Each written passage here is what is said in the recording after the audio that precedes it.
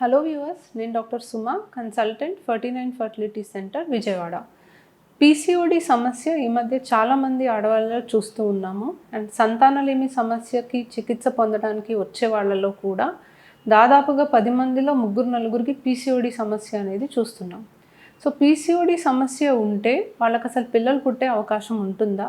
సహజంగా ప్రెగ్నెన్సీ రావడానికి అసలు అవకాశం ఉంటుందా?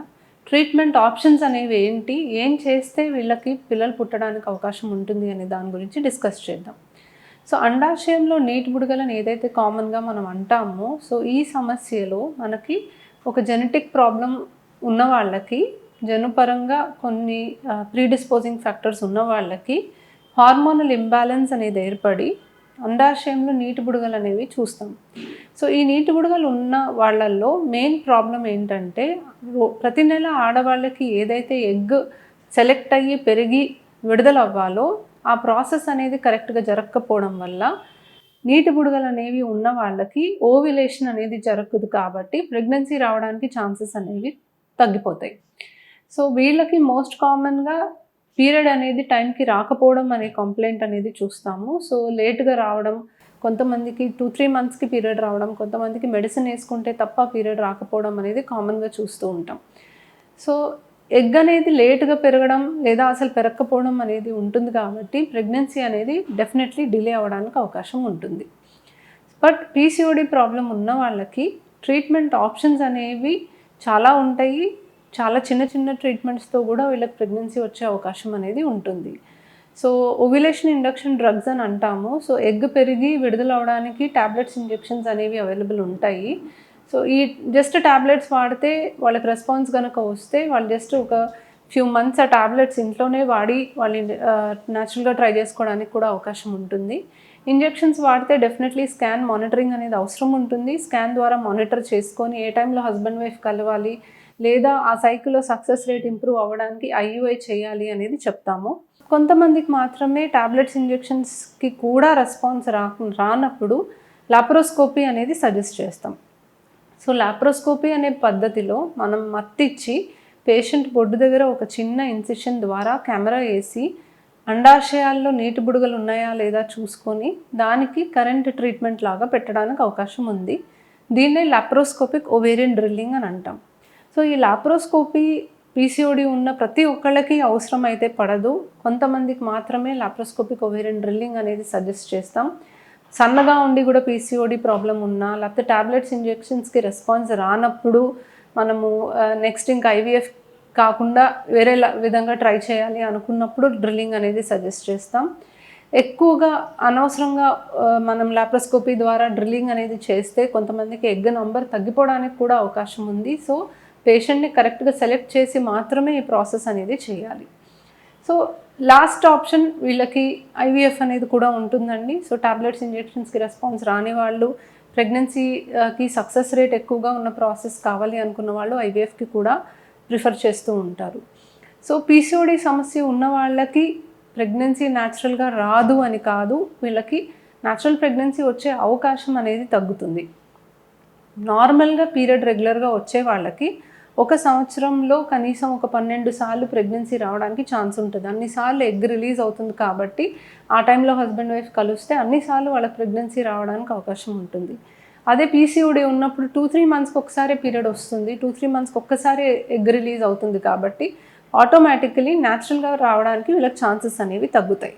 బట్ ట్రీట్మెంట్ ఆప్షన్స్ అనేవి చాలా ఉన్నాయి. సింపుల్ మెడిసిన్స్ నుంచి, ఇంజెక్షన్స్ నుంచి, లాప్రోస్కోపీ దగ్గర నుంచి ఐవీఎఫ్ వరకు వైడ్ వెరైటీ ఆఫ్ ఆప్షన్స్ అనేవి ఉంటాయి. ఏది ఎవరికి చేయాలి అనేది ఒక డాక్టర్ని కన్సల్ట్ అవుతే మీకు ఒక ఐడియా అనేది వస్తుంది.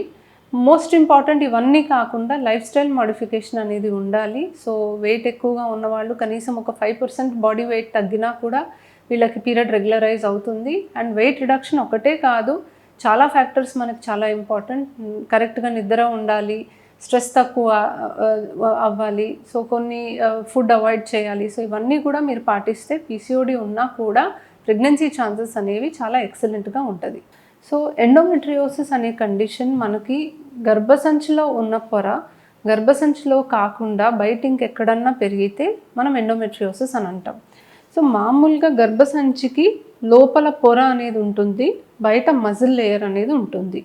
సో ప్రతి నెల ఆడవాళ్ళకి అండాశయంలో ఎగ్ పెరిగే కొద్దీ కొన్ని హార్మోన్స్ అనేవి ప్రొడ్యూస్ అవుతాయి అండ్ ఈ హార్మోన్స్కి రెస్పాండ్ అయ్యి గర్భసంచిలో పొర అనేది పెరుగుతుంది.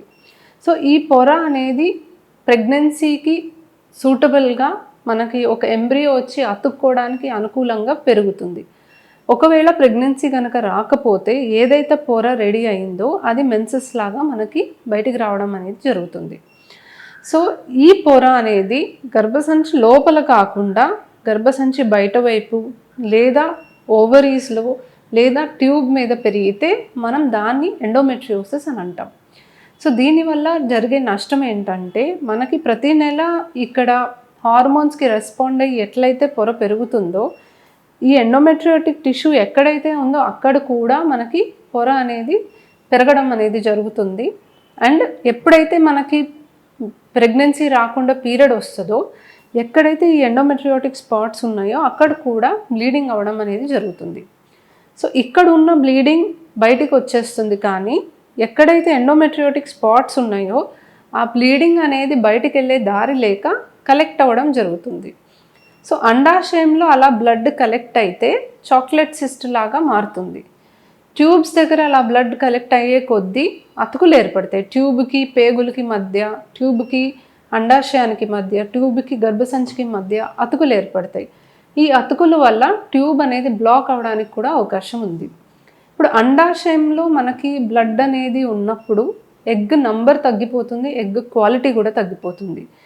గర్భసంచి బయట వైపు మనకి ఎండోమెట్రియోసిస్ ఉన్నప్పుడు అతుకులు ఏర్పడుతుంటాయి, దానివల్ల పేషెంట్కి పెయిన్ రావడం జరుగుతుంది. సో మెయిన్గా ఎండోమెట్రియోసిస్ ఉన్న వాళ్ళకి మెయిన్ కంప్లైంట్ అనేది పెయిన్. సో పీరియడ్ టైంలో చాలా సివియర్ పెయిన్ వస్తుంది, పీరియడ్ రాకముందే పెయిన్ స్టార్ట్ అవుతుంది, పీరియడ్ ఎండ్ అయిపోయాక కూడా ఈ పెయిన్ కంటిన్యూ అవుతుంది. ఇది చాలా టిపికల్ ఆఫ్ ఎండోమెట్రియోసిస్. సో ఇంతకుముందు అసలు పెయిన్ లేని వాళ్ళు సడన్గా ఈ మధ్య పెయిన్ వస్తుంది అన్నా, లేదా వచ్చే కొద్దీ సైకిల్స్లో మీ పెయిన్ ఇంటెన్సిటీ పెరుగుతుంది అన్నా, మీరు లేదా డ్యూరింగ్ ద పీరియడ్ మీకు చాలా ఎక్సెసివ్ పెయిన్ వస్తుంది అన్నా మీరు ఖచ్చితంగా ఒక గైనకాలజిస్ట్ని సంప్రదించి ఇవాల్యుయేట్ చేయించుకుంటే చాలా మంచిది. సో ఈ ఎండోమెట్రియోసిస్ అనే పేషెంట్స్లో పెయిన్ ఒకటే కాకుండా మోషన్కి వెళ్ళేటప్పుడు పెయిన్ రావచ్చు, యూరిన్కి వెళ్ళేటప్పుడు పెయిన్ రావచ్చు, హస్బెండ్ వైఫ్ కలిసినప్పుడు పెయిన్ రావచ్చు. ఇలా వేరియస్ ఇష్యూస్ వల్ల వాళ్ళకి పెయిన్ అనేది మెయిన్ సిమ్టమ్ అనేది ఉంటుంది. ఇది కాకుండా వీళ్ళకి ప్రెగ్నెన్సీ రావడానికి కూడా ఇబ్బందులు ఎదుర్కోవాల్సిన అవసరం ఉంటుంది. సో అండాశయంలో ఎగ్ నంబర్ తగ్గిపోవడం వల్ల, లేదా ట్యూబ్స్ బ్లాక్ అవ్వడం వల్ల, లేదా గర్భసంచిలో మనకి అడినోమయోసిస్ అని అంటాం, గట్టిపట్టడం వల్ల, పొర సరిగ్గా ఫామ్ అవ్వకపోవడం వల్ల, ఇవన్నీ రీజన్స్ వల్ల వీళ్ళకి ప్రెగ్నెన్సీ రావడం కూడా న్యాచురల్గా కష్టమవుతుంది. ట్రీట్మెంట్ ద్వారా ప్రయత్నం చేసిన సక్సెస్ రేట్స్ కొంచెం తక్కువగానే ఉంటాయి. సో ఎండోమెట్రియోసిస్ ఉంది అని గుర్తించిన వాళ్ళకి first and foremost priority pain relief కోసం ఇస్తాము.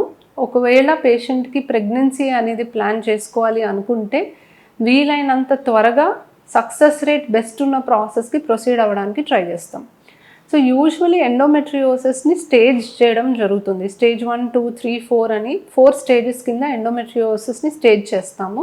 ఇది లాప్రోస్కోపీ చేసినప్పుడు మనం స్టేజింగ్ చేయడానికి అవకాశం ఉంటుంది.